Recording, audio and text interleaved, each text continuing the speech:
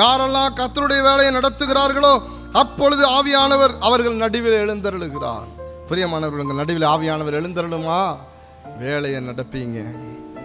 இதுதான் காலம் என்பதை புரிந்து கொள்ளுங்கள். உங்கள் வழியை சிந்தித்துக் கொள்ளுங்கள், அதை சரி செய்யுங்கள். கர்த்தருடைய விருப்பத்தை, இருதயத்தின் துடிப்பை, எதிர்பார்ப்பை, ஏக்கத்தை, அவருடைய காத்திருத்தலை நிறைவேற பண்ணுங்கள். அப்பொழுது உங்கள் நடுவிலே அவர் அசைவாடுவார். ஆவியானவர் ஒரு மனிதன் நடுவில் இருந்தா ஒரு குறைவும் இல்லை. ஆலோசனைகள் வரும், நடத்திப்பு வரும், வெள்ளியும் பொன்னும் அவரிடத்திலிருந்து வரும், செழிப்பும் சமாதானமும் அவரிடத்திலிருந்து வரும்.